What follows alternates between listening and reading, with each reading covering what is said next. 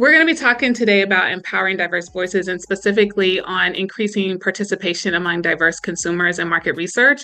But I thought it would be helpful to just provide perspective on like who we are, because I think that gives lens as to how we're thinking of how I think about diverse spaces and increasing research. And so, y'all, this go the mahogany family over here because I started my company about 3 years ago. Some of you that I have had the chance to get to know or work with probably would know me under the work that we do as Mahogany Insights. And it was really started because with this idea to how do we close the gap between brands who want to connect authentically with diverse consumers and diverse consumers? Like, what can we do to close this gap?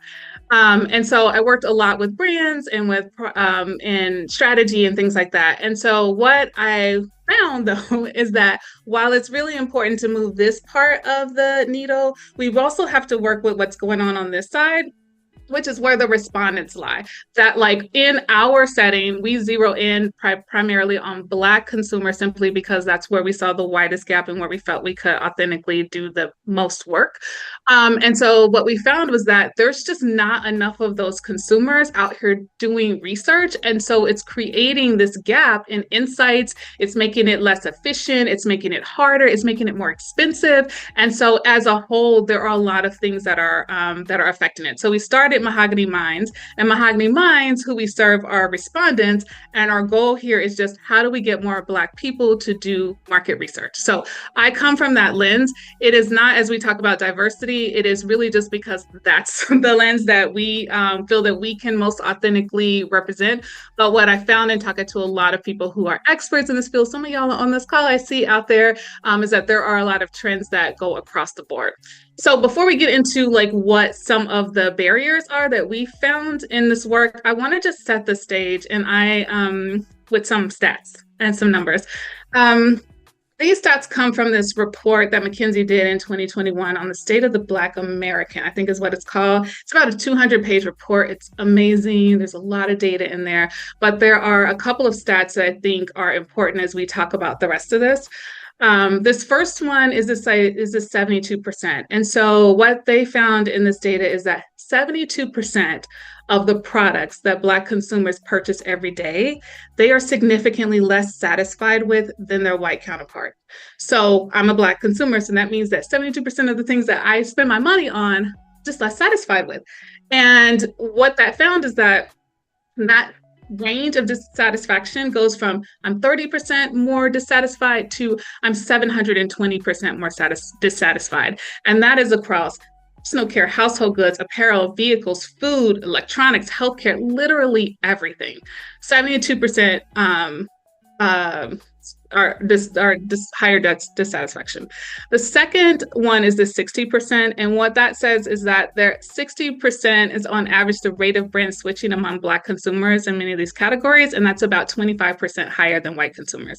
So these two buckets for me kind of reinforce what I learned qualitatively, which is that there are a group of underserved consumers that are surviving and or are trying to survive and thrive and live in a world that is just not created and optimized for them. And that is what you see in these numbers. And so in that 20% over here, that number comes from where they found that Black consumers are 20% more likely than white consumers to want to say that they would pay more for a product that satisfies them. And so in some ways that feels like an opportunity, right? Like these consumers are willing to pay more. I see it, and for me, it's the definition of inequity, right? That like, I am so underserved that I'm willing to pay more for something that people just get. And so for me, I look at this and I think like there is this discrepancy there. And so much of that is because of the fact that the insights are somehow not getting or being developed in the right way. And that creates a big opportunity, right? And so what we have said is that it's our responsibility in this industry to close this gap because we kind of created it. Like people are making their decisions based on the data and the insights that we give them. And so it's our responsibility to figure out how we close it. And I think that one of the biggest areas is on how do we get better samples so that we have a bigger, more authentic, stronger voice in the community. And that's across all diverse segments, right? All underserved populations are struggling with what sample looks like. And so so when I look here at what some of the barriers are, as we were looking at how do we launch Mahogany Minds, we had very highly more anticipated success than we thought. We thought this was going to be a slow burn based on everything that we heard and sample. And what we found is that there are some barriers that when we think about diverse consumers that we should be thinking about when it comes to sample. And one of the first ones is the fact that we just don't go where they are. Like when we are trying to recruit for sample, these are communities that feel underrepresented already. And so they create their own communities. And often those are the best places to recruit and to tell people about the fact that they can come in and have a voice and be heard. But that is often not where sample communication goes. It goes on Facebook ads, it goes on these other places, but it's not where they actually go. And they are actually often these groups are very centrally located in very key places that that we could go to find them. The second point, though, is that the incentive is not always the incentive. I think we lead a lot with like, you can make money and you can, this is another stream of income. And the reality is that for most people, it's not, right? They're going to make pennies on the dollar.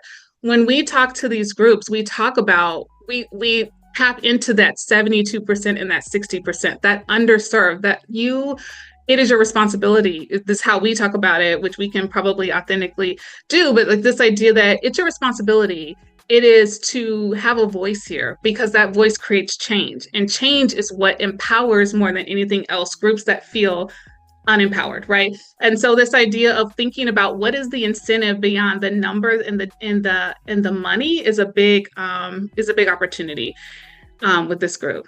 The second thing is that sample, this was surprising for me. I'm new to this game on the sample side. I've been in research for a long time, but sample is so transactional. And that equates to, I don't care about you. And when you are in an underserved or a diverse or underserved community is what I would say, you already believe that. That is already the story. And not only is that the story, that's the evidence, if you believe those numbers that they have that we see here. And so when you're in something that feels very transactional, it's very hard to get the consistency or even to get me to care about it because I don't feel like you care about me.